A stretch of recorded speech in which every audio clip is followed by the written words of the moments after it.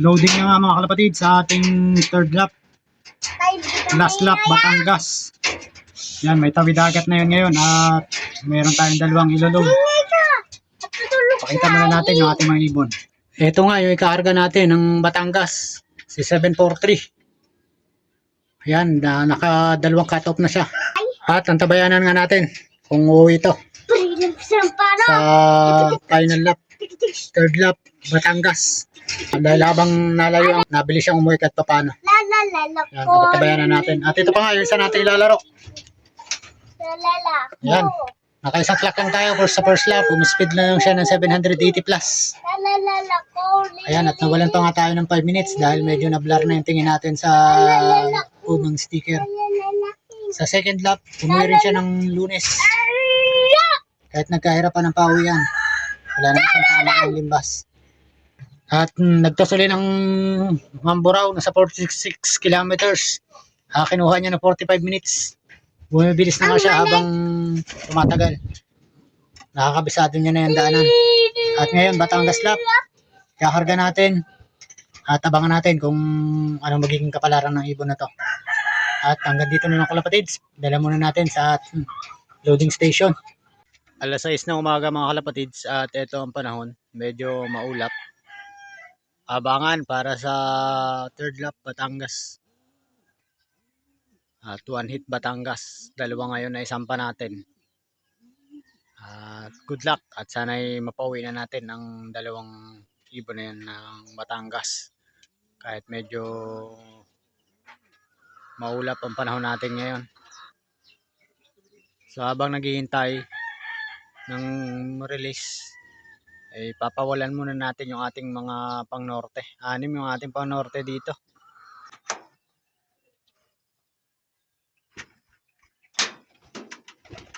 Yan o. Marunong na sila lumabas.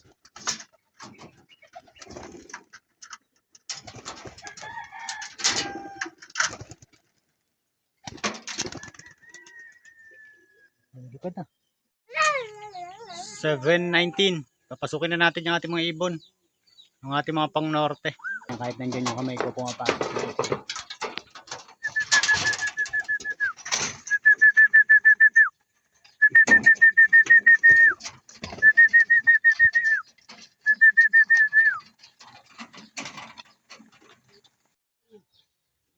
7:58 ang oras natin. At nirelease ang ibon natin sa Alingilan, Batangas ng alas 7. May kulang isang oras na. Bibidyo ko na lang, mas malapit. Hindi ka nagsasalita kasi eh. Oo. Para nakikita. Oo. Sa Mindoro uwi na, baka umuwi na ng Palawan.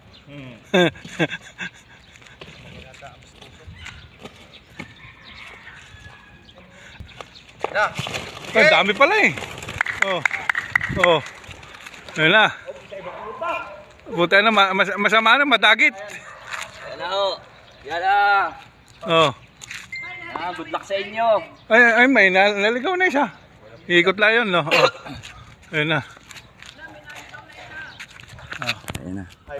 Ayan na mga bossing. Ayan na, sama-sama na sila. May himulay lang isa. Mabilis tong isa oh. Ayan na. Ayan na. Ayun na mga boss. Marami. Sama-sama na sila. Ito yung dalawa, bumalik pa. Ayan yung dalawa. Kulay puti. Nag-aabang na yung Abangan nyo na mga bossing. kulungan. Yung isa. Ayan, 3. Nawala na yung marami mga bossing. Ayan o, malinis na bossing ha. Yan. 3, may humumilay na 3. Yung marami wala na. Nawala na yung marami mga bossing. Hindi na nagpakita. Ayun, yung 3. Pauwi na yata na Mindoro yun ah. Ang galing ah. Patawid na. Yung marami nawala mga bossing. Yan, okay na mga bossing ha. Malinis na rito sa area. Abang-abang na tayo. 3 laps fun race, 1 hit Batangas. Alingilan Batangas release, pauwi na sa Sablayan Occidental Mindoro. Abang-abang na tayo. sa ating dalawang ibon. Yan. Medyo gumaganda rin yung panahon na kahit makapal yung ulap, maaraw pa naman. Ayan, abang-abang tayo sa dalawang ibon natin. Si 743 at yung isa natin na yung tri-bar. At tantabay na lang tayo at update sa mga susunod. At 8:23 na nga ang oras. Isang oras at 23 minutos na nai-release ang ibon sa Alingilan, Batangas. At yan, medyo dumidilim-dilim na ang kalangitan dito sa atin. Medyo nakakakaba yung abangan sa ating mga ibon, dalawang ibon natin na isinali sa 3 laps fun race, last lap Alingilan, Batangas. Ayan, sa ngayon wala pang nakakapagpauwi. Nag-aantabay pa. 9:25. Madilim na yung langit. Wala pa rin nakakapagpaklak.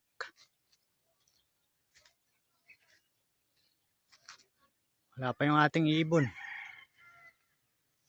Antabay pa tayo.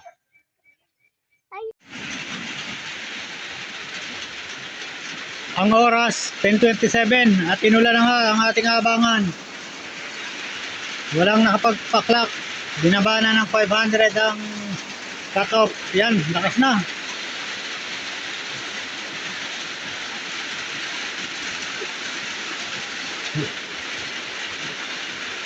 Walang nakapauwi.